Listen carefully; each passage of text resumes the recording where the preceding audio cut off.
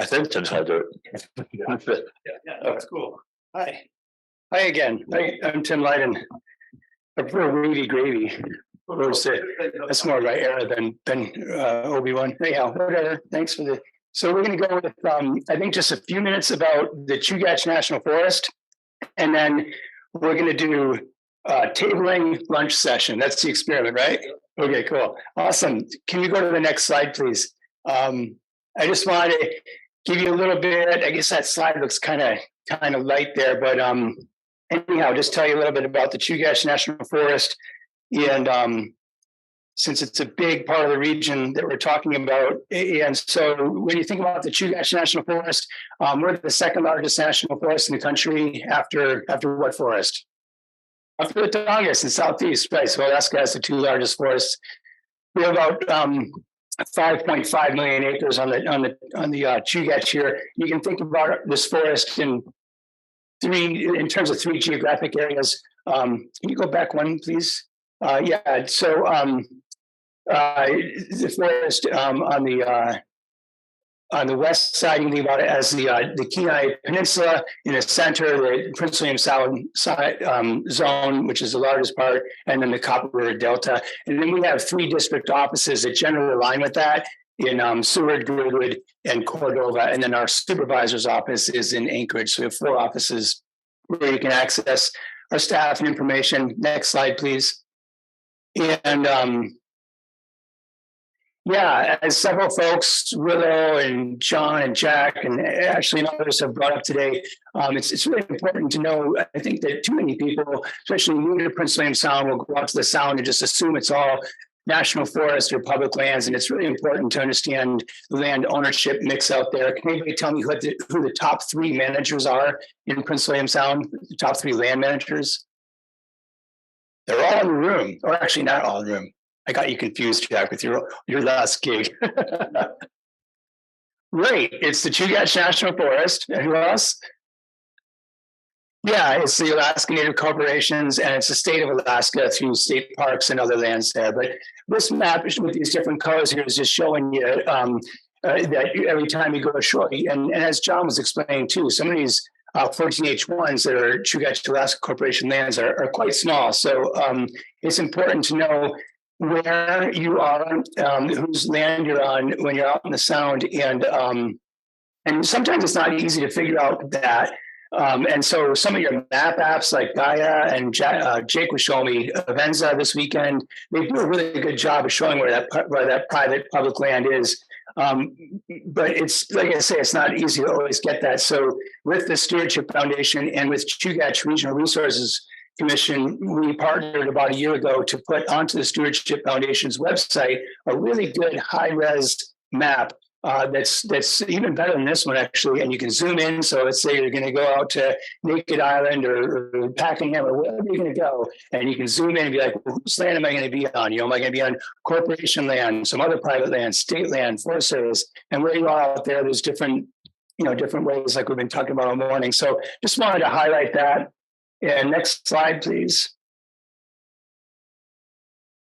This is a map of the same area through the lens of our 2020 forest plan. So every 10 to 20 years, the Forest Service, every forest will do a new forest plan to update management. And these different colors here represent the different management prescriptions for the national forest. So also when you're going on land, it's good to know which part of the forest you're on and how that's being managed. The largest land management prescription we have for the Chugach National Forest is that big teal area. If that's teal, I'd have to ask Barbara. Anyhow, it's something like green and blue. Anyhow, that's the wilderness study area, and that's 2.1 million acres of Western Prince William Sound. All of that's administered out of the Glacier District in Girdwood. And then the next largest prescription is the backcountry, which is that kind of brown one or tan, whatever. And the next largest ones are generally wildlife and fish conservation habitat. So when you look at the Chugach National Forest, from the way we manage it, although all your national forests are multiple use lands, managed for different purposes, sometimes very developed, sometimes not. The Chugach, as it is a pretty undeveloped place. But going back to the WSA, that's the prescription we have that you'd probably say is most conservation oriented.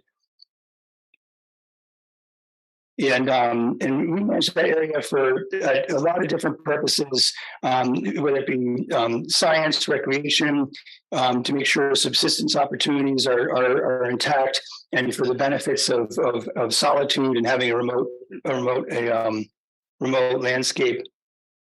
And our, it's funny when you talk about the wilderness study area. That's a pretty unique designation. There's a bunch of wilderness study areas across the country. Some are developed, designated by the agency, some by Congress. And our particular wilderness study area was designated as part of ANILCA in 1980, an interim designation. And the main thing for the Forest Service was within 4 years, get a recommendation back to Congress on how much of that area would be suitable for federal wilderness protection.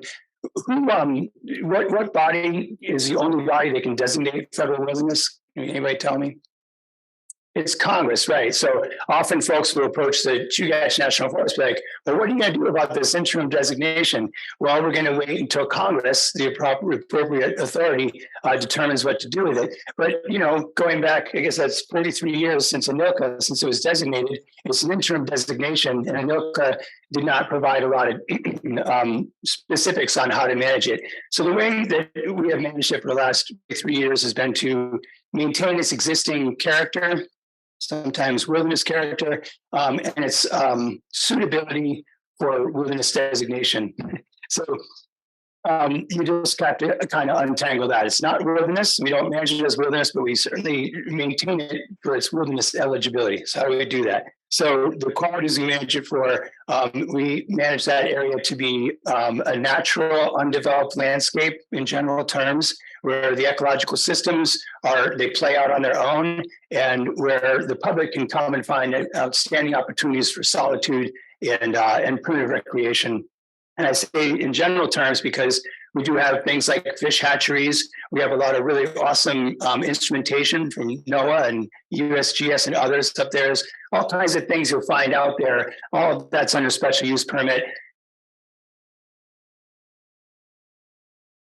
Tailored in a way that still helps us maintain these qualities that we're talking about.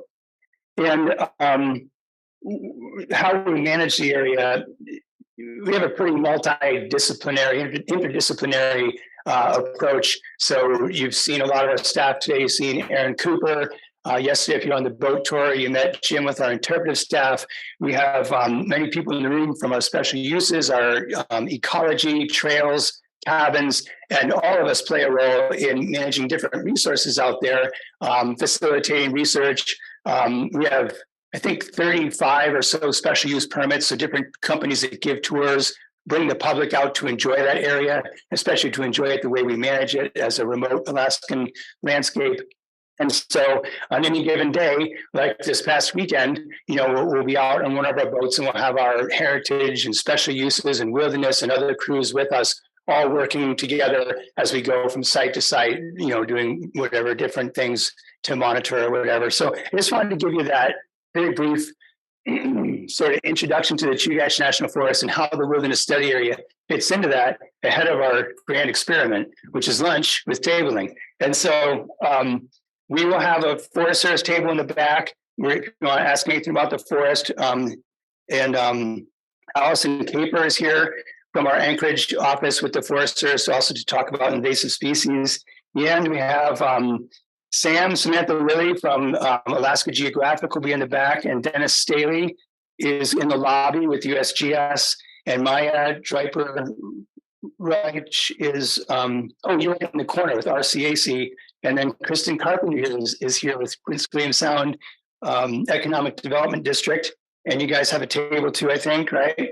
And Jamie Lone from the Whittier Parks and Recreation, and then Aaron Shu from Chugach Regional Resources Commission, also part of Arctic TSLIP. I think you're in the hallway as well. Is that right, Charla? Might be in the hallway. I think I saw her. Yeah, exactly. So anyhow, we have a bunch of tables throughout, and I think we're doing this until 2:00, right? Yeah, so enjoy and thanks for your time this morning.